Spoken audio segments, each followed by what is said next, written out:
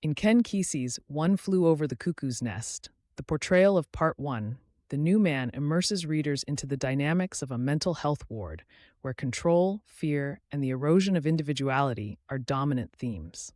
The ward is supervised by Nurse Ratched, known as the Big Nurse, who manipulates the environment to maintain control over her patients. She employs strategies like encouraging patients to spy on each other and rewarding them for divulging information, essentially turning therapy sessions into arenas of psychological warfare. Her style of management is less about healing and more about maintaining an oppressive status quo, stoking fear among the patients to ensure compliance and quashing any semblance of resistance. The ward is divided into two groups, the acutes and the chronics. The chronics, described by Chief Bromden, the narrator, as the culls of the combine's product, represent patients whose conditions have deteriorated, sometimes as a result of mismanagement by the facility's staff. The societal machine, personified by the combine, is viewed by the chief as a relentless force aiming to subdue individuality and free will. Nurse Ratched uses the threat of becoming a chronic to control the acutes, reinforcing a strict culture of obedience. The chief points out that this culture is necessitated by the supposed need to maintain minimum staffing levels, a clear indication of the administration's priorities over genuine patient care. A significant portion of the narrative focuses on Randle McMurphy, a new arrival on the ward, who quickly challenges the established order. McMurphy's boisterous personality contrasts sharply with the subdued demeanor of the other patients.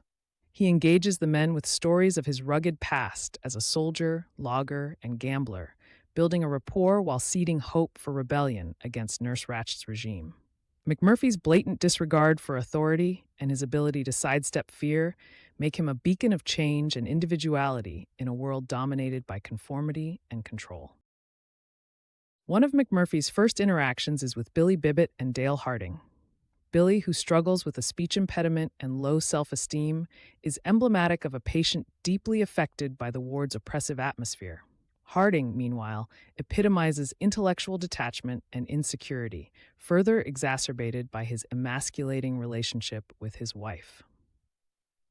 The chief's reflections reveal that Harding's struggles are compounded by societal pressures, illustrating the broader theme of how external expectations can erode personal identity and self-worth. Kesey invests in developing the notion of emasculation and fear of female authority throughout the narrative, with Nurse Ratched serving as a metaphor for oppressive maternal and societal figures. The men's fear of her parallels the fear schoolboys have of misbehaving in front of a stern teacher.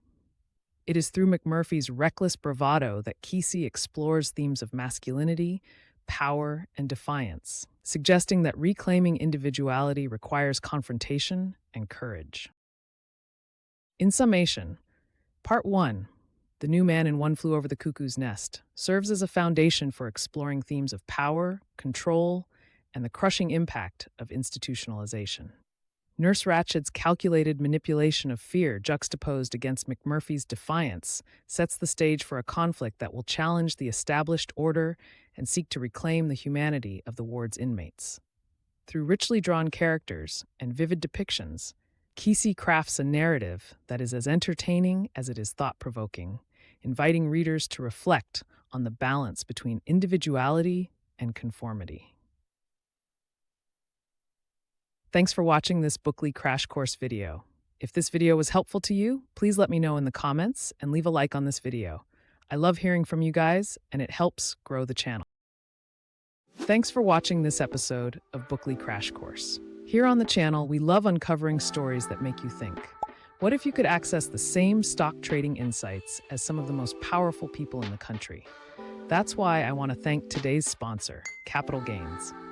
CapitalGains.io is a free website that tracks the stock trades of Congress's top-performing members, allowing you to follow their trades that consistently beat the market. For example, shortly after Nancy Pelosi bought NVIDIA shares, Congress passed major semiconductor subsidies, and the NVIDIA stock surged. Capital Gains lets you see Congress's trades like this in real time, so you can benefit from their insider knowledge too. Here are some features you'll love. You'll get real-time stock recommendations, giving you instant access to the stocks Congress is buying and selling right now. Explore the Congress Trading Leaderboard to see which lawmakers are beating the market and how they're doing it. Plus, dive into detailed trade data to analyze recent and historical transactions, uncover trends, and make smarter investment decisions. Thousands are already using capital gains to stay ahead, and you can too. Best of all, it's completely free. Visit capitalgains.io today to see what Congress traded this week. Your next big move might be one.